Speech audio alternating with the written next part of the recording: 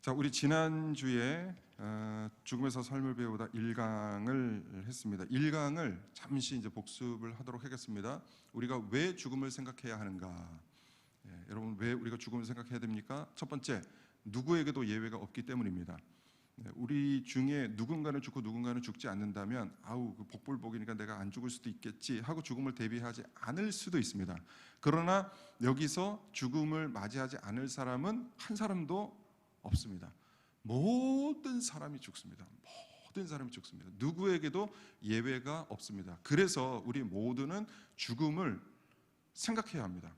언젠가는 우리에게 죽음이 다가올 것이기 때문에 죽음을 반드시 생각하고 있어야 됩니다. 그리고 두 번째, 왜 죽음을 생각해야 합니까? 궁극적인 삶의 변화를 위해서입니다. 죽음을 생각하기 전에는 사람이 쉽게 변한다고 했어요? 안 변한다고 했어요? 절대 잘 안 변합니다. 그런데 어느 때 변하느냐? 사람이 죽음의 위기를 한번 맞이하고 그 죽음의 고비를 넘기면 사람이 아주 궁극적으로 삶을 변합니다. 제가 늘 제가 참 좋아하는 본문인데 한번 설교를 하기도 했습니다. 출애굽기 4장에 보면 모세가 나오잖아요. 모세가 하나님의 부르심을 입고 이제 애굽 백성들을 구하러 이제 갑니다. 안 가겠다고 하는 이 모세를 하나님께서 가라고 말씀하시고 보내십니다. 그래놓고는 이집트에 이제 막 들어가려고 하는데 하나님께서 어떻게 하십니까? 죽이려 하시는지라. 여호와께서 모세를 죽이려 하시는지라. 그래서 이 대목이 성경에서는 굉장히 난제입니다. 도대체 하나님께서는 왜 모세를 보내시지 말든지, 보내시면 힘을 주시고 살도록 하셔야 되는데 보내시고 나서는 이집트에 가서 이제 애굽에 이제 막 들어가려고 하는 그 초입에 가서 하나님께서 죽이려 하신지라. 이거는 죽이는 척 하신 게 아니라 진짜 죽이려 하신 거거든요. 도대체 왜 하나님은 모세를 보내놓고 사명을 주시고 죽이려 하셨을까? 제가 지난번에 한번 설교를 했는데 혹시 기억이 나십니까? 모세를 죽이려 하심은 모세를 죽이기 위함이 아니라 모세를 사명자로 만들기 위해서입니다. 사람이 이 죽음의 고비를 한번 넘어가지 아니하면 계속해서 그 사람은 이렇게 생에 집착을 하게 되어 있습니다. 자기 목숨을 구하게 되어 있습니다. 생의 집착. 근데 이 생의 집착을 벗어던지지 않으면 큰 대업을 이루지 못합니다. 그러니까 모세가 얼마나 위대한 일을 해야 됩니까? 앞으로 이 100만 명이나 되는 이 이스라엘 백성들을 데리고 이집트에서 이제 나와야 되는데 이 엄청난 이 구속사적으로도 이 엄청난 사건을 모세가 해야 되는데 모세가 자기의 생명을 구걸하는 사람으로서는 이 일을 감당 못하는 거예요. 그래서 하나님께서 일단 치십니다. 그래서 죽이려 하시는지라. 이 모세가 거기서 죽음의 그림자를 보죠. 이제 죽는구나. 내가 이렇게 해서 죽는구나. 실제로 모세는 그렇게 느꼈을 것입니다. 이 죽음의 공포를 느꼈을 것입니다. 그리고 하나님께서 거기서 어떻게 하십니까? 살려주시죠. 시보라가 아들 포피를 베서 당신은 나의 무슨 남편이요? 다 아시는군요. 할렐루야. 이렇게 피난편이요. 피난편이요가 무슨 뜻이라고 했죠? 당신은 나를 이렇게 끝까지 그 피를 보게 하는 남편이군요. 이런 뜻이 아니라 이 피를 통해서 이 피는 생명이거든요. 그 생명, 당신은 나의 생명 같은 남편이에요. 이런 뜻입니다. 이렇게 받아들이셔야 은혜가 됩니다. 남편을 보고 끝까지 나를 이렇게 고생시키는 사람이군요. 이렇게 해석은 여러 가지인데 우리가 그것을 무엇을 취하느냐는 또 우리가 은혜에 따라서 이제 취하면 되는데 이것은 당신은 나의 생명 같은 남편이에요 하면서 그것을 딱 됐을 때 죽음의 그림자 여호와께서 모세를 살려주시죠. 그때 이제 모세가 각성을 하는 거예요. 한 번 사는 인생, 죽었다 살아난 인생, 이제는 이 목숨이 아깝습니까? 안 아깝습니까? 안 아까워진 거예요. 그때는 이제 물불 안 가리고 이제 주님의 사역을 하는 거예요. 그래서 많은 주의 종들이 한 번씩 하나님께서 이런 과정을 겪게 하시기도 합니다. 이렇게 죽을 것 같은 고통으로 탁 몰아 넣었다가 살려주시죠. 그러면 삶이 바뀝니다. 용기가 바뀌고 사역자의 태도가 바뀝니다. 그게 이제 잠시 후에 두 번째 이제 화면에 나오는 그 정종특 목사님 얘기할 때 다시 한번 하겠습니다. 세 번째, 왜 죽음을 생각해야 되느냐? 초월을 향한 문을 열기 위해서입니다. 죽음을 인식할 때 사람은 죽음 뒤에 무엇이 있을까? 죽음 뒤에 무엇이 있을까를 생각하게 됩니다. 그래서 초월, 우리가 가보지 않은 그 초월의 문이 열리는데 뭘 통해서 열리느냐? 죽음을 인식할 때, 죽음을 깊이 상고할 때, 죽음을 느낄 때, 그때 이제 초월의 문이 열립니다. 그러면서 신앙이 그때 폭발적으로 성장을 하죠. 그래서 저도 믿음 생활을 잘 해오다가 제가 모태신앙이에요. 근데 모태신앙이 얼마나 답답한지 모르시죠? 모태신앙이 은혜 못 받으면 진짜 못한 신앙이에요. 아무것도 못한다 해가지고 모태신앙이거든요. 근데 진짜 저는 그걸 느꼈어요. 너무 습관적으로 어릴 때부터 이게 너무 익숙한 거예요. 그러다 보니까 오히려 모태신앙보다는 뒤늦게 예수님을 믿어서 뜨겁게 신앙생활을 하는 사람들이 너무 좋아 보이는 거예요. 나도 저런 체험이 있었으면 좋겠다 이렇게 생각할 정도로 모태신앙이 어찌 보면 힘이 없는 그런 신앙인데 한번 은혜를 이렇게 탁 받아버리니까 이때 하나님께서 이제 죽을 것 같은 저에게 공포를 한번 주셨어요. 그래서 진짜로 죽은 건 아닌데 정말 죽을 것 같은. 그래서 그 경험을 통해서 사람이 살아가는 것이 이게 다가 아니구나. 내가 진정으로 추구할 것이 무엇이고 내가 붙잡아야 될 것이 무엇이고 예수님을 붙잡아야 사는구나. 그때 그것을 이제 각성하게 되죠. 그래서 예수님을 그때 꼭 붙잡았던 것 같아요. 지난 1강 때 제가 말씀을 드렸는데 다시 하자니 시간이 너무 장황하게 또 길어서 예수님을 진짜 꼭 붙들었어요. 그래서 하나님께서 그 위기를 넘겨주시고 그때부터는 이 죽음의 공포, 그림자를 한번 맛보니까 그때부터 신앙이 막 폭발적으로 성장합니다. 폭발적으로. 그래서 죽음을 왜 생각해야 되냐? 하나님께서 왜 죽음을 맛보게 하시느냐? 우리의 신앙을 폭발적으로 성장시키시기 위해서, 사명을 주시기 위해서 그렇게 하시는 경우가 많습니다. 장종택 목사님 영상 한번 다 보십시오라고 이렇게 말씀을 드렸는데 혹시 체크는 안 하도록 하겠습니다. 이 장종택 목사님 유튜브에 장종택 목사 이렇게 치면 이 영상이 여러 가지가 나옵니다. 그 중에 아무 영상이나 내용은 비슷합니다. 한번 쭉 보시면 이 목사님이 하나님께서 사명을 주시고 목회를 하는데 그저 그런 목회를 하는 거예요. 이렇게 제대로 목회 생활을 잘 못했어요. 그러다가 딸이 죽음의 위기를 겪는데 이 딸이 굉장히 극심한 또 아픔 또 병으로 이제 거의 죽어가는 거예요. 그것을 보고 케어하면서 이 장종택 목사님이 이 죽음을 인식하는 거죠. 그러면서 이제 하나님께서 이분을 이제 폭발적으로 성장시키시고 또 귀하게 사용을 하십니다. 꼭 영상물을 한번 보시기 바랍니다.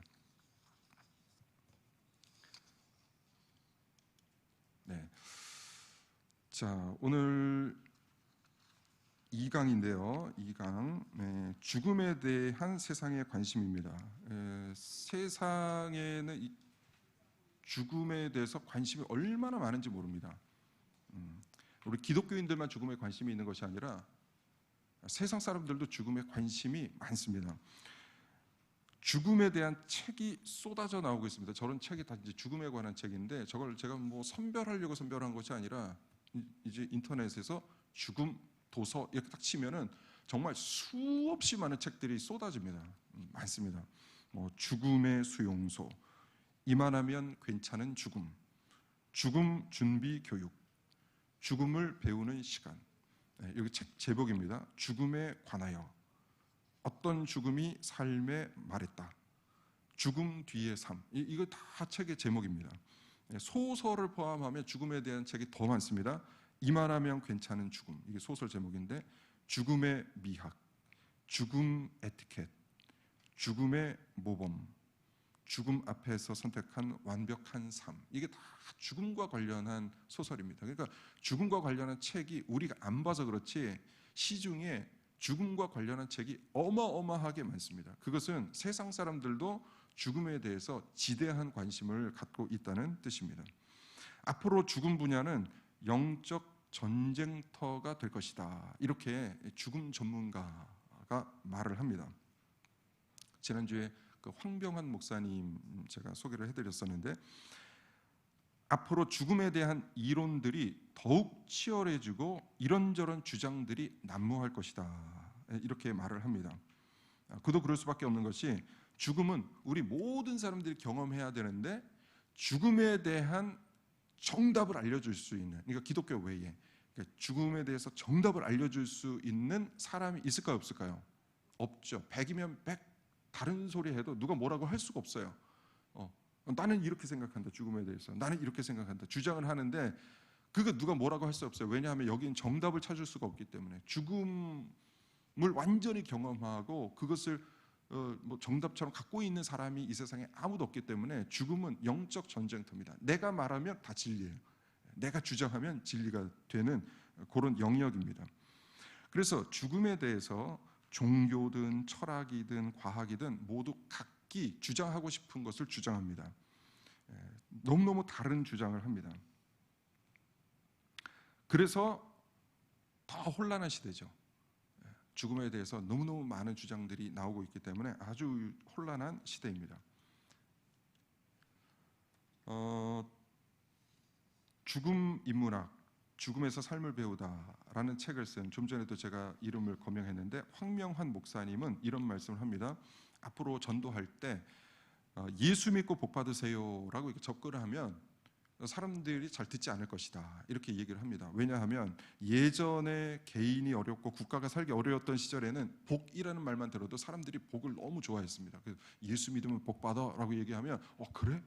나도 복 받고 싶어 하고 이 교회에 대해서, 복음에 대해서 관심을 가졌는데, 요즘에는 전반적으로 너무 다 잘 사는 시대가 됐어요. 이 나라도 잘 살고 개인도 잘 살고. 그래서 교회 오면 복 받아라고 얘기하면 나 지금도 괜찮아, 지금도 복 받은 것 같아, 더 안 받아도 돼, 이렇게 얘기를 해가지고 더 이상은 복으로 전도하는 시대는 지났다라고 말씀을 합니다. 그 대신 이제는 복이 아니라 죽음이 전도의 접촉점이 될 것이다 라고 말합니다. 죽음은 여전히 우리에게 가장 강력한 두려움의 대상이기 때문에 그렇습니다. 인간이 해결하기를 간절하게 바라는 영역이기 때문에 그렇습니다. 그래서 그리스도인들은 죽음에 대해서 정확한 가치관을 세워놓아야 하는데, 이렇게 죽음에 대해서 정확한 가치관을 세워놓는 것이 그리스도 개개인에게 굉장한 힘이 되고, 전도할 때, 다른 생명을 구할 때도 아주 기묘하게 사용이 될 수도 있습니다. 그래서 이 죽음에 대한 개념, 이 죽음을 잘 연구하고 또 가치관을 갖고 있어야 됩니다. 기독교는 죽음을 이렇게 말한다, 이것만 갖고 있어도 이게 전도의 접촉점이 된다는 거예요. 예수 믿으면 복 받아, 이게 이제는 안 먹히는 시대고, 기독교는 죽음을 이렇게 정의한다, 나는 기독교를 죽음을 이렇게 믿는다라고 확신 있게 말할 수 있는 것이 이제 앞으로는 전도의 접촉점이 될 것이다 라고 말합니다. 그러기 위해서 우리는 이제 죽음에 대해서 하나하나씩 공부할 텐데, 성경 안에서의 죽음을 먼저 살펴보겠습니다. 성경 안에서의 죽음. 인간은 어떤 존재입니까? 창세기 1장 26, 27절. 그 PPT 화면이 작아가지고 잘 보이실지 모르겠어요. 한번 같이 읽어볼까요? 창세기 1장 26절, 27절 시작. 다시 시작. 여호와 하나님이 흙으로 사람을 지으시고 생기를 그 코에 불어넣으시니 사람이 생명이 된지라. 네, 하나님께서 하나님의 형상대로 흙으로 인간을 창조하시고 그 코에 생기를 하고 부심으로 이제 생명이 된 거예요. 육체와 영혼을 갖는 생명이 된 것입니다. 인간의 구성 요소가 그래서 흙과 하나님의 생기입니다. 인간의 두 요소가 흙과 생기입니다. 그래서 이 두 요소를 다 살펴봐야 합니다. 첫 번째 요소 흙, 두 번째 요소 생기. 그런데 흙 첫 번째 요소에만 너무 관심을 갖고 있잖아요. 그러면 우리는 무신론적인 존재가 됩니다. 무신론적인 존재라는 것은 뭐냐면 하나님은 없어, 신은 없어, 눈에 보이는 것만을 인식하는, 그리고 믿는 그런 존재가 되는 것이죠. 반대로 초월적인 생기에만 관심을 가지면 범신론적 존재가 된다라고 얘기합니다. 이 범신론적 존재는 뭐냐 하면 자연 전체, 우주 전체를 다 신으로 여기는 거예요. 자연, 풀, 나무, 이 모든 것들 위에 이런 것들이 다 신이라는 거예요. 이 범신론, 범신론이라는 뜻입니다. 그래서 흙과 생기 이 두 요소를 잘 우리가 이해를 하고 있어야지 한쪽으로만 쏠리면 무신론이 된다거나 범신론이 된다거나 이제 잘못되는 것이죠. 성경은 하나님이 세상과 인간을 창조하셨고 인간이 어떤 존재인지, 죽음이 무엇인지, 죽으면 어떻게 되는지, 구원의 방법은 무엇인지 정확하게 설명을 해두고 계십니다. 성경의 첫 책인 창세기부터 요한계시록까지 생명과 죽음, 그 해결책에 대해서 성경은 정확하게 명확하게 말씀을 하고 계시죠. 하지만 인간은 하나님 안에서, 하나님의 말씀 안에서 죽음을 정의하기보다는 자기 나름대로, 인간의 소견대로 죽음을 정의하려고 노력했습니다. 하나님 외에 인간 스스로 죽음을 정의하려고 노력을 했습니다.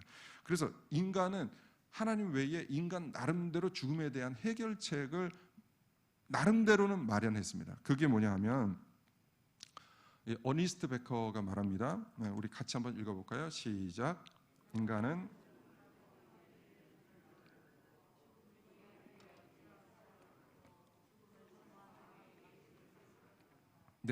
그러니까 죽음을 극복하기 위한 인간의 노력은 아주 굉장했습니다. 그래서 죽음을 극복하기 위해서 종교를 만듭니다. 인간은 여러 종교를 만듭니다. 인간에게는 종교가 많죠. 왜 종교가 많습니까? 그거 다 죽음을 극복하기 위해서 만든 것입니다. 그리고 죽음을 이해하기 위해서 철학을 만듭니다. 철학가들이 막 머리를 싸매고 뭐 여러 가지 철학 사상을 하죠. 그거 왜 그렇습니까?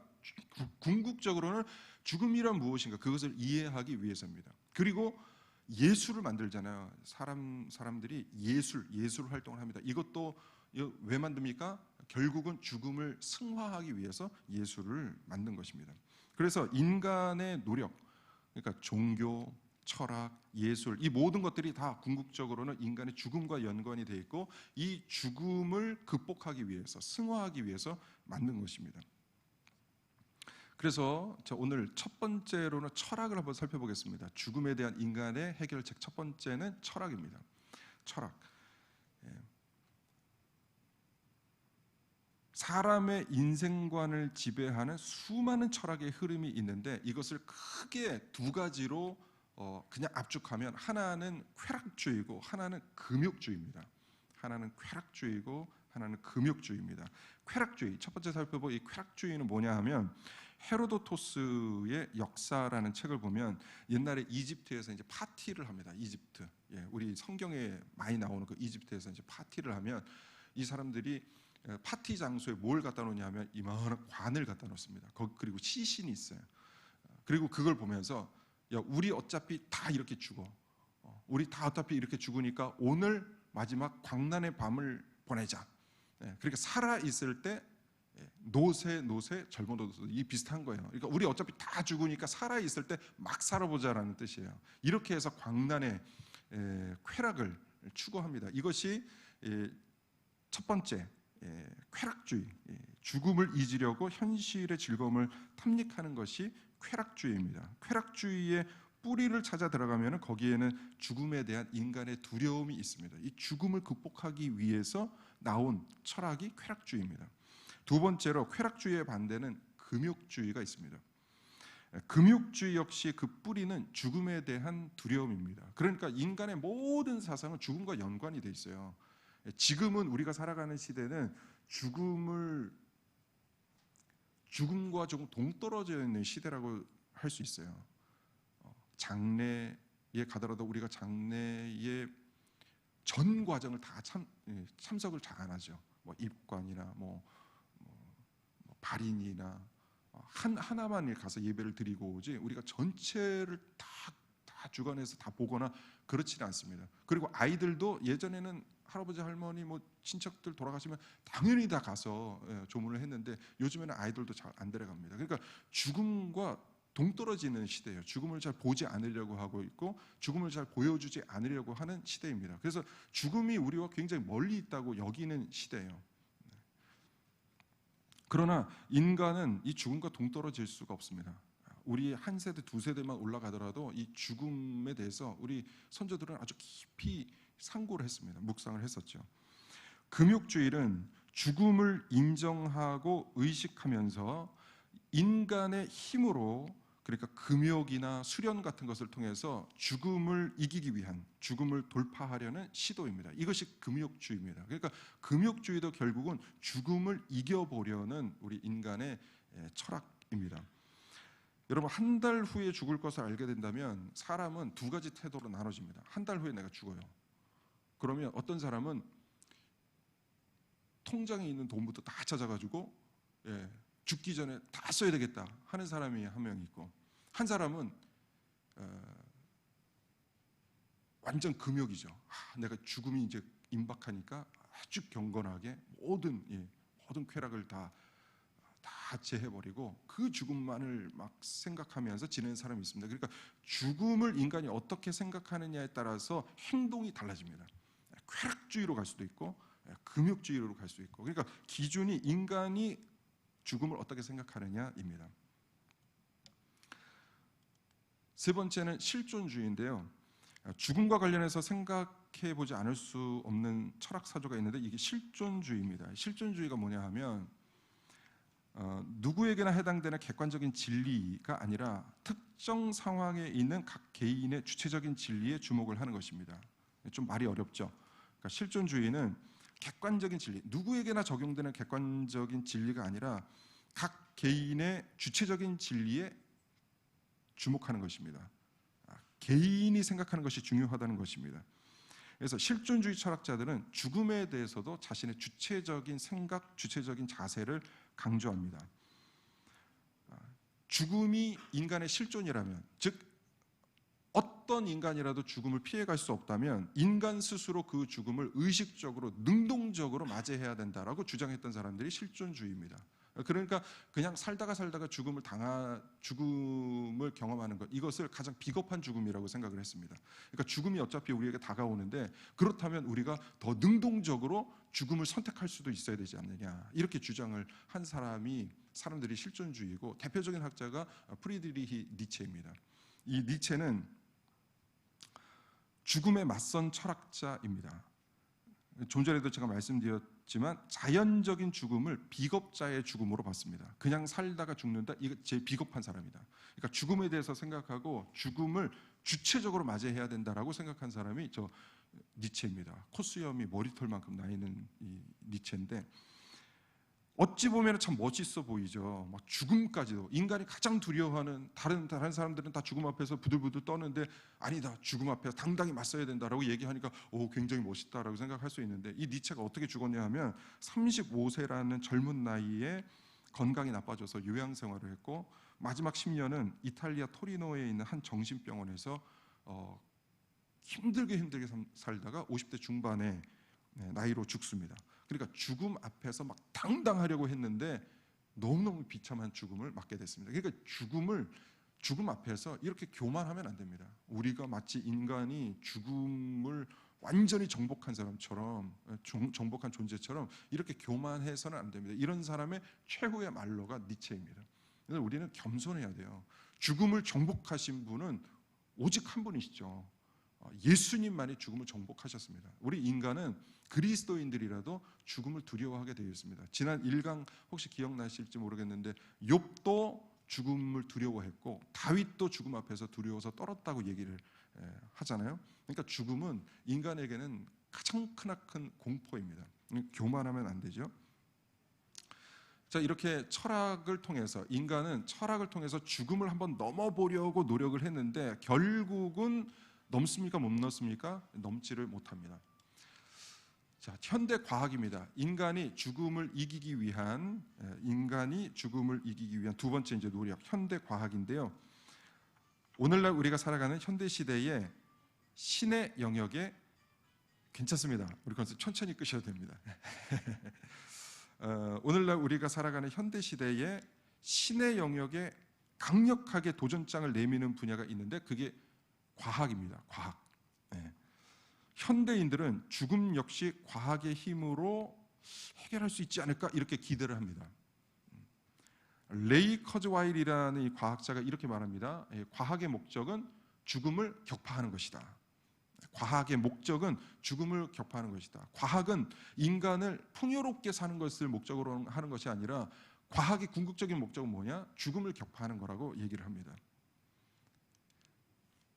페이팔이라는 그 회사를 창립한 피터 틸이라는 사람이 있는데 영원히 사는 것이 내 인생의 목표라고 선언합니다.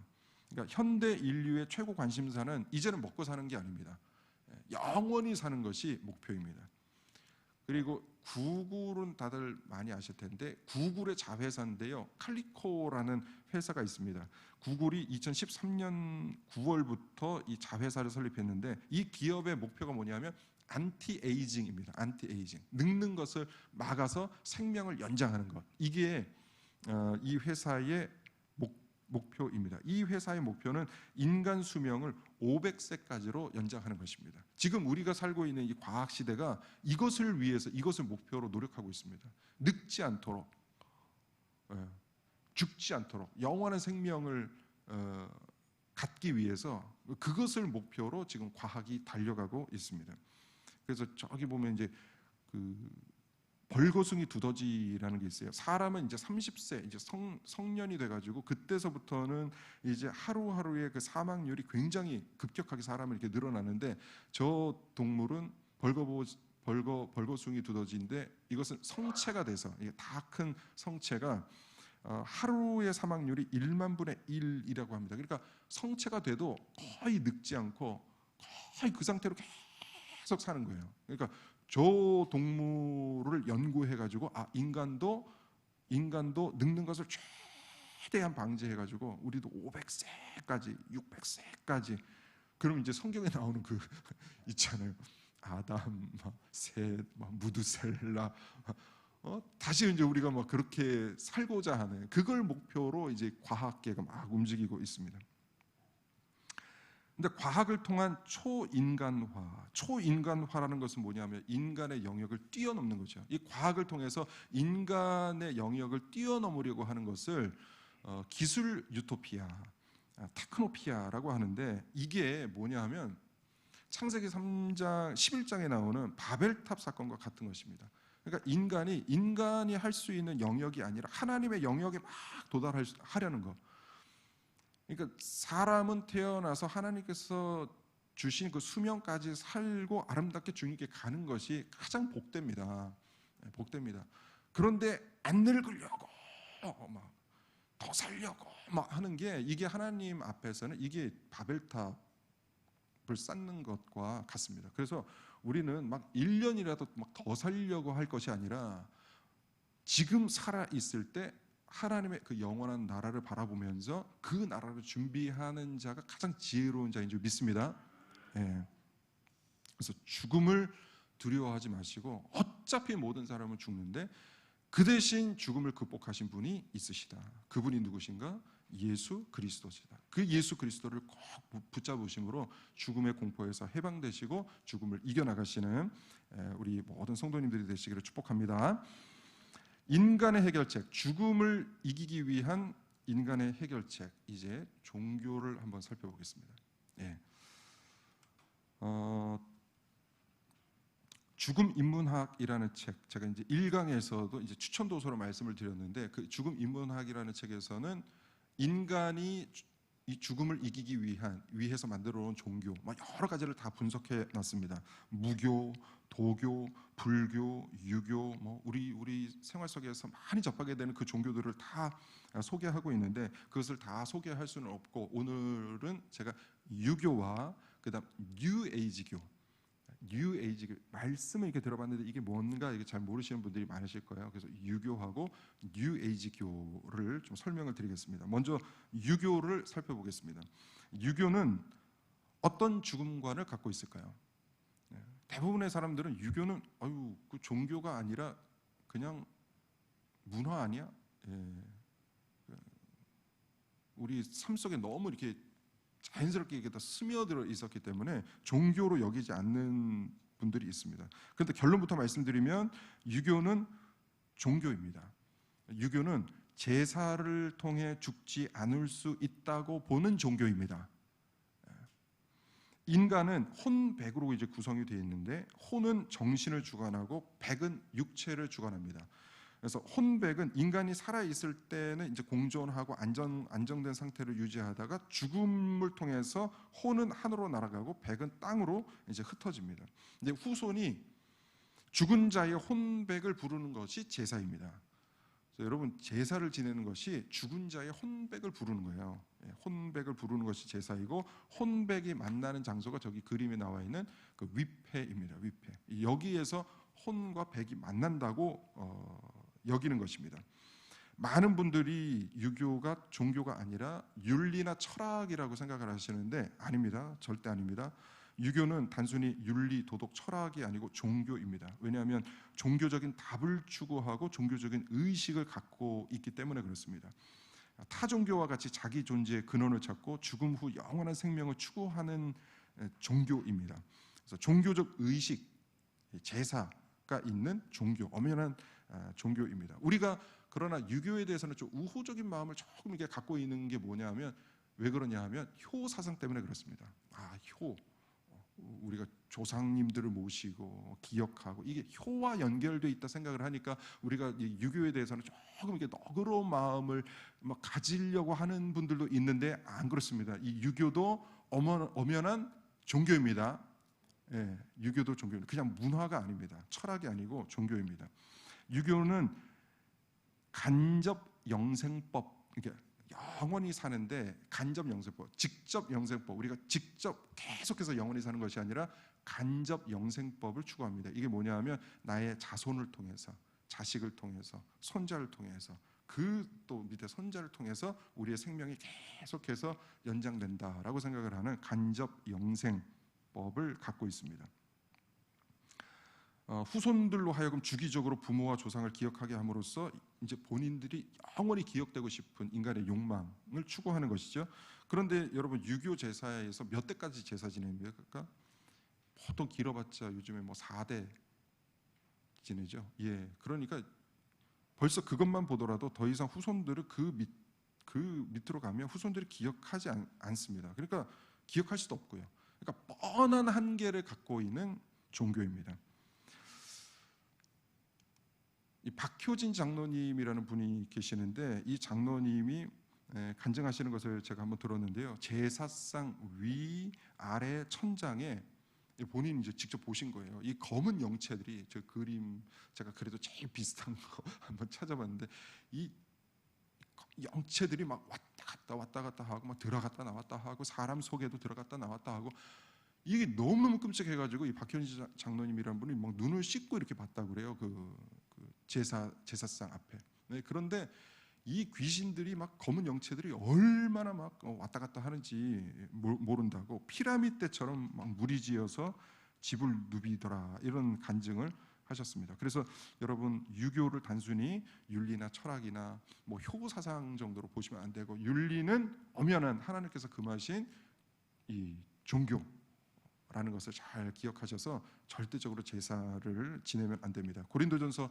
10장 20절 말씀 같이 읽겠습니다. 시작. 이방인이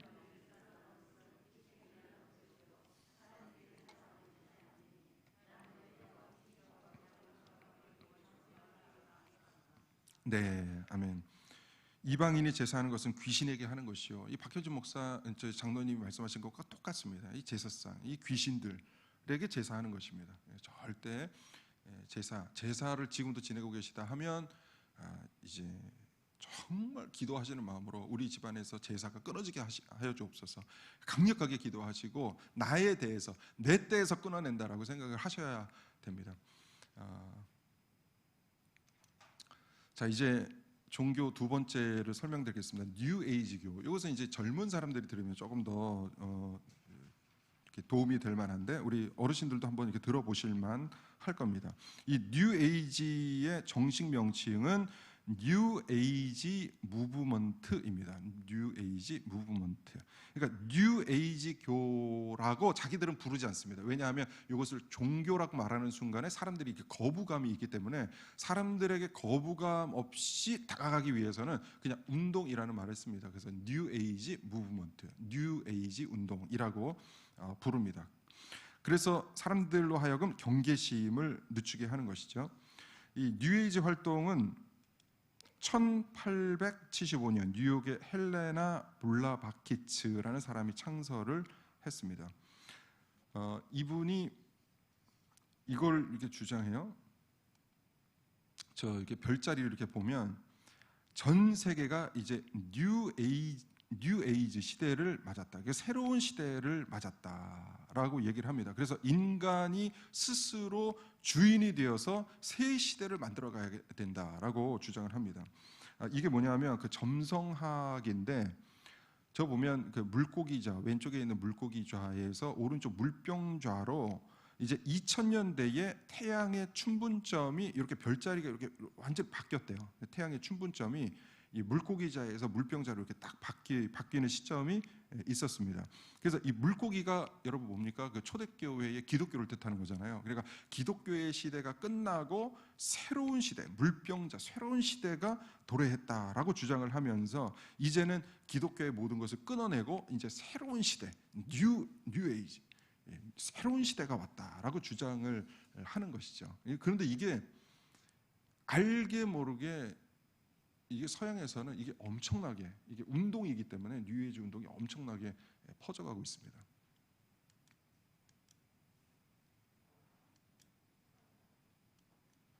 네. 뉴에이지 종교는 어떤 특정 종교를 선호하지 않습니다. 자신들의 목적에 맞는 여러 종교들의 자기들이 쓰고 싶은 거를 이렇게 다 뽑아냅니다. 예를 들면 무속신앙의 영매 뭡니까? 죽은 사람과 혼을 이어주는 그런 사람을 얘기하죠. 그 영매. 그리고 힌두교와 불교의 윤회 이것도 가져다 쓰고 도교에서 말하는 기도 받아 쓰고 점성술 하늘의 별을 보고 운세를 보는 것이죠. 이런 잡다한 신비적인 요소들을 다 끌어와 가지고 자기들이 막 쓰고 싶은 대로 쓰는 것이 뉴에이지입니다. 이 뉴에이지는 죽음을 어떻게 봤냐 하면 사람이 죽어서 이제 환생한다고 봅니다. 환생. 여기서 이제 환생, 이제 불윤회 뭐 이런 것을 이제 가져다 쓰는 거예요. 자기들이 쓰고 싶은 거 다 쓰는 거예요. 뉴에이지 운동은 이제 사람이 죽어서 환생을 하는데 불교에서는 뭐 개, 돼지, 뭐 이상한 생물로 이렇게 다 뭐 태어날 수도 있다라고 주장하는데 여기서는 그렇게 주장하지 않고 환생을 하긴 하는데 사람으로 환생한다고 얘기합니다. 사람이 죽었다가 다시 사람으로 환생을 하는데 이전보다 조금 더 나은 인간으로 환생을 한다는 거예요.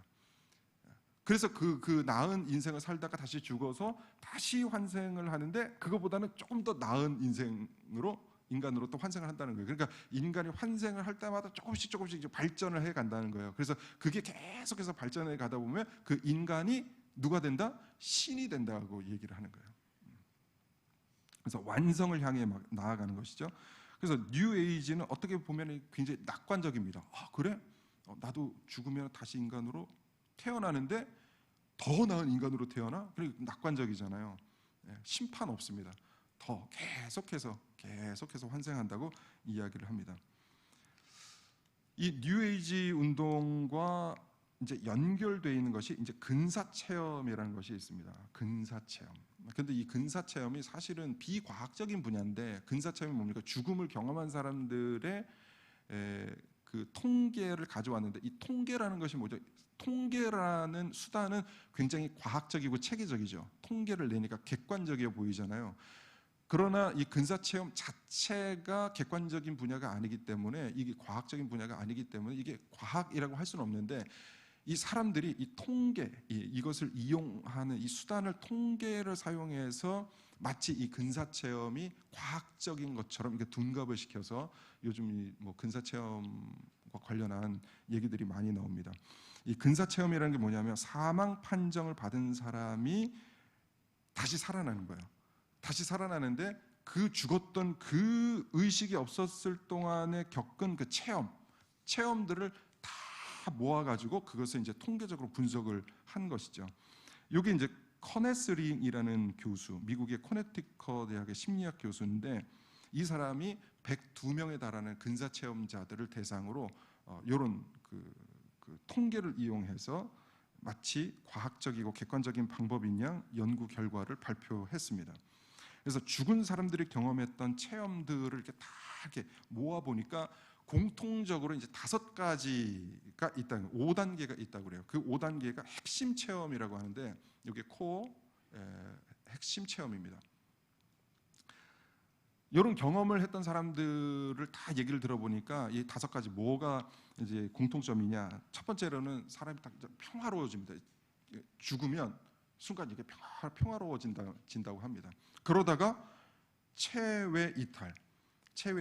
내가 이렇게 죽어 있고 내 몸이 이렇게 누워 있고 내가 이렇게 뜨는 거예요. 내가 떠가지고 나의 죽어 있는 모습을 이렇게 보는 거죠. 뭐 그런 얘기들은 이렇게 종종 들으셨죠.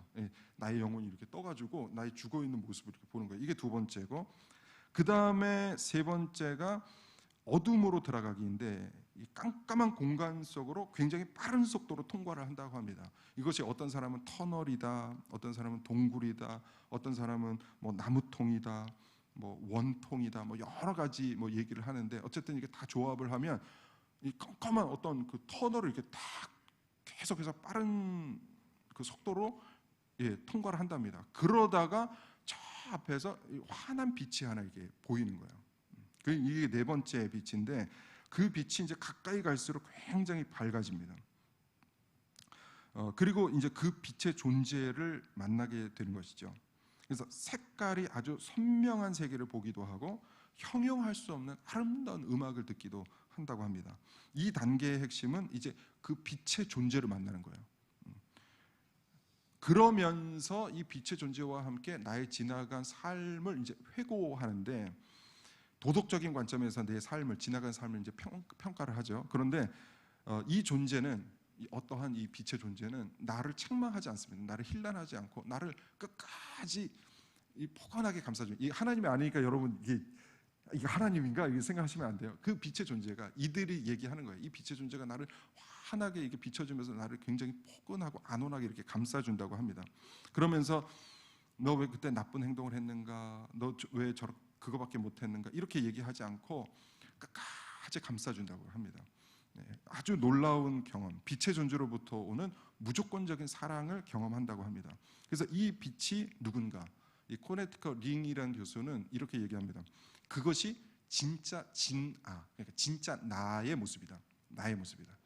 그러니까 지금 우리가 나의 모습을 보면 내가 경험하는 나는 전체 나라는 전체 나의 일부분을 보는 것이고 이 코네티컷 링 교수는 그 빛의 존재가 진짜 나의 모습이다라고 얘기를 하는 것이죠.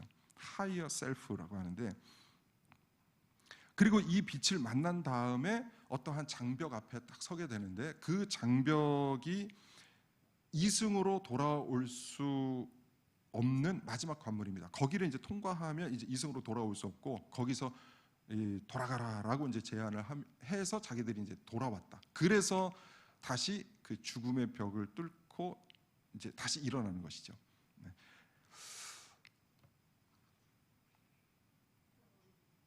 네.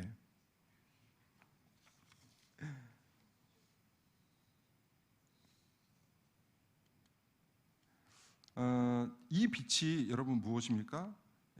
기독교 영성가 메리 앤 린드라는 사람은 뉴에이지 영성은 기독교 신앙과는 전혀 맞지 않는 것이다 라고 얘기하면서 그 죽음 이후에 봤다는 그 빛, 사랑의 빛, 나를 안온하게 쏴줬던 그 빛이 뭐냐 하면 고린도후서 11장 우리 14절 말씀 같이 읽겠습니다.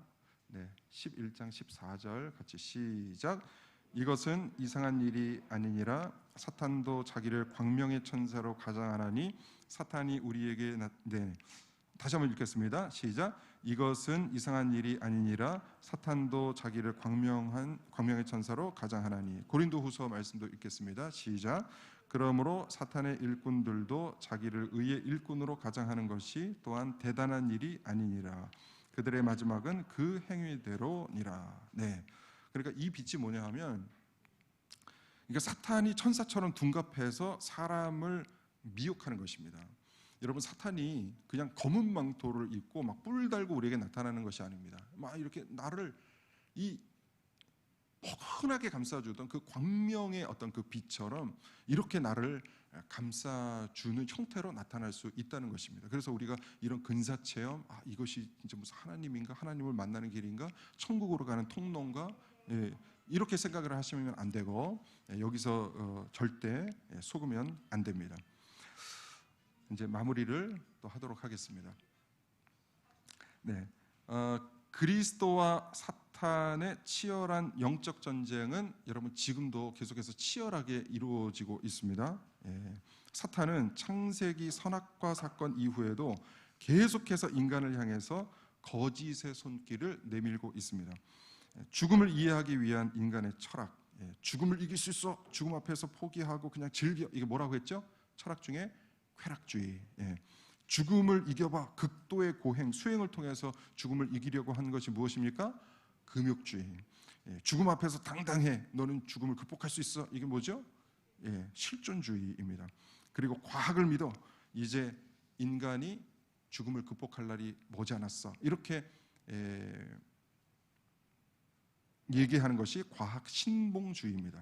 그리고 죽음을 극복하기 위한 인간의 종교들, 유교, 뉴에이지교, 이 두 가지를 살펴봤는데, 이 외에도 수많은 인간의 종교들, 이제는 이 뉴에이지에서 이제 과학적인 것인 것처럼 이제 가장을 해서 우리 이제 젊은이들, 또 우리들에게 다가와서 우리를 미혹해 하는 시대가 됐습니다. 그래서 우리가 살고 있는 이 시대는 이와 같은 치열한 영적 전쟁터입니다. 앞으로는 죽음과 관련해서 지금 우리에게 온 것보다 더 많은 사상들이 난무할 것입니다.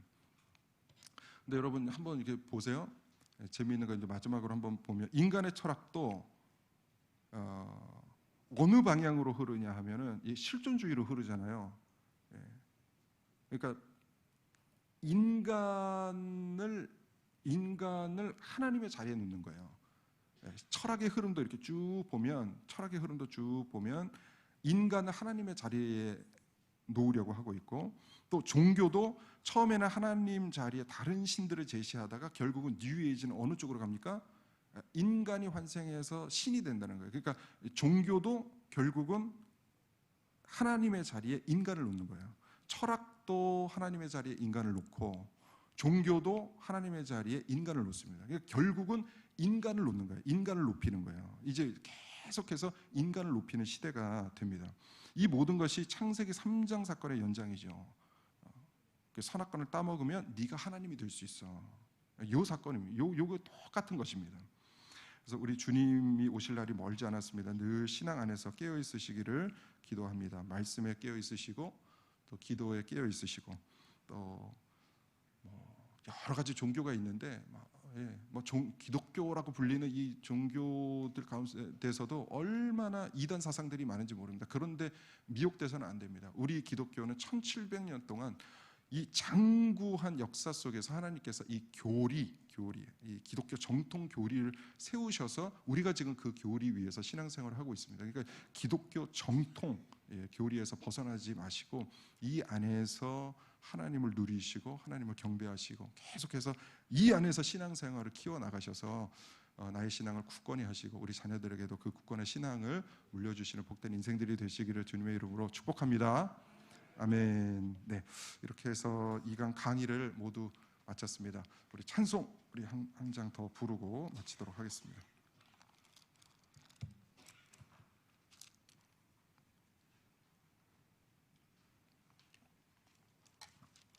500장 부르겠습니다. 500장.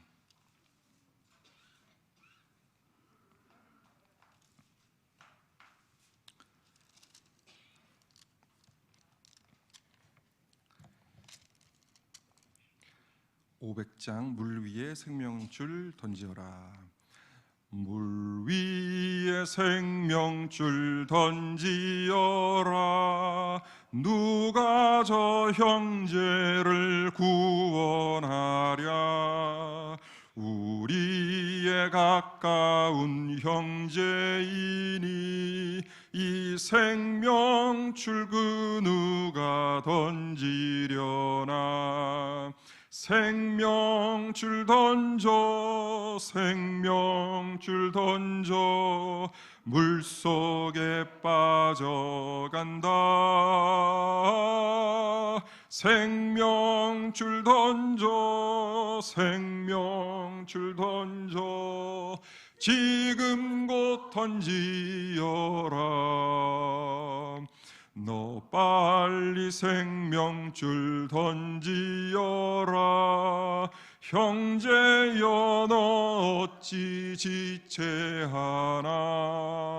보아라 저 형제 빠져간다.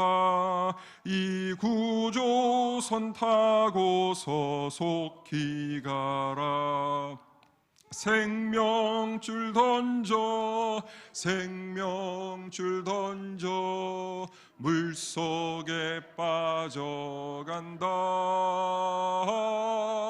생명줄 던져 생명줄 던져 지금 곧 던지어라. 넣어서 생명줄 던지어라. 저 형제 지쳐서 허덕인다. 시험과 근심에 거센 풍파 저 형제를 휩쓸어 몰아간다. 생명줄 던져 생명줄 던져 물속에 빠져간다. 생명줄 던져 생명줄 던져 지금 곧 던지어라. 위험한 풍파가 곧 지나고 건너편 언덕에 이르리니. 형제여 너 어찌 지체하나. 곧 생명줄 던져서 구원하라. 생명줄 던져 생명줄 던져 물속에 빠져간다. 생명줄 던져 생명줄 던져 지금 곧 던지어라. 우리 이 시간 함께 합심해서 기도하겠습니다. 하나님, 죽음에서 삶을 배우다 강의를 들었는데 이제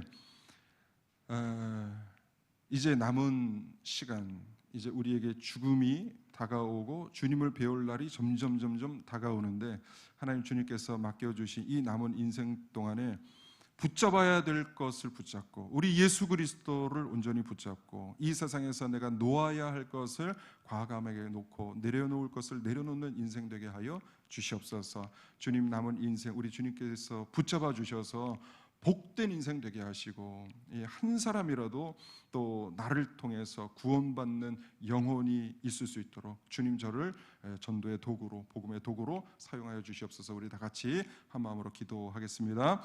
사랑의 하나님, 감사합니다. 은혜를 베풀어 주시니 감사합니다. 하나님, 우리 강북선산교회 하나님의 귀한 우리 권사님들, 장로님들, 또 집사님들 함께 말씀을 나눌 수 있도록 은혜 베풀어 주시니 감사합니다.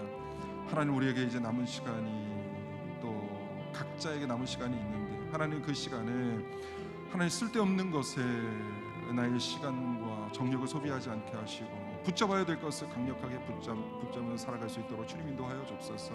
우리 예수 그리스도만을 붙잡을 수 있도록 주님 인도하여 주시고 복음만을 붙잡을 수 있도록 주님 인도하여 주옵소서. 나에게 주신 이 모든 힘과 에너지 복음을 위해서 살게 하시고 예수 그리스도를 위해서 살 수 있도록 주님 인도하여 주옵소서. 그리하여 언젠가는 이 죽음 너머에 우리 주님을 만나 배울 날이 있을 터인데 주님을 만났을 때 부끄러워 숨는 자들 되지 않게 하시고 주님 앞에서 잘하였다 칭찬받는 우리 귀한 영혼들 될 수 있도록 하나님, 우리 권속들 될 수 있도록 주여 역사하여 주시옵소서. 하나님, 나를 통해서 우리 가정이 변화되길 원합니다. 우리의 자녀들이 변화되길 원합니다. 하나님, 우리에게 주신 귀한 사명, 우리 다음 세대를 잘 세워나갈 수 있는 아버지 믿음의 세대들이 될 수 있도록 주님 인도하여 주시고, 하나님 강력하게 기도함으로 우리 다음 세대가 살아날 수 있는 놀라운 역사가 있게 하여 주시옵소서. 하나님, 지금부터 이제 남은 시간, 남은 여생을 주님을 위해서 살겠습니다. 더욱더 집중하면서 살기를 원하오니 주님, 우리의 마음을 붙잡아 주시옵소서. 힘과 능력을 허락하여 주시옵소서. 함께하여 주옵소서. 사랑의 하나님, 감사합니다. 하나님, 죽음을 생각하게 하시니 감사합니다. 죽음 이후의 삶을 바라보게 하시니 감사합니다. 하나님, 우리에게 남은 여생, 각기 남은 시간이 있는데 그 시간에 붙들어야 할 것을 강력히 붙들게 하시고 놓아야 할 것을 강력하게 놓을 수 있는 지혜로운 자들 되게 하여 주시옵소서. 예수 그리스도를 붙잡게 하시고 복음을 붙잡게 하여 주시옵소서. 나에게 주신 이 모든 에너지, 힘과 능력을 복음을 위해 사용하게 하시고 예수 그리스도를 위해 사용할 수 있는 지혜로운 자 되게 하여 주시옵소서. 그리하여 저 천국에서 주님을 만나 뵈었을 때 잘하였다 칭찬받는 종들 다 되게 하여 주시옵소서. 이제 남은 시간에 한 사람이라도 나의 믿음, 나의 신앙을 통해서 한 사람의 영혼이라도 구원하길 원하오니 주님, 저를 복음의 통로요 전도의 통로로 사용하여 주시옵소서. 남은 시간에 더욱더 주님을 영화롭게 하는 귀하고 복된 아름다운 노년 인생이 될 수 있도록 주님 인도하여 주시옵소서. 감사와 영광 올려드립니다. 감사합니다. 예수님의 이름으로 기도 올리옵나이다. 아멘. 네, 우리 하나님께 영광의 박수 올려드리고 마무리하겠습니다. 네, 감사합니다.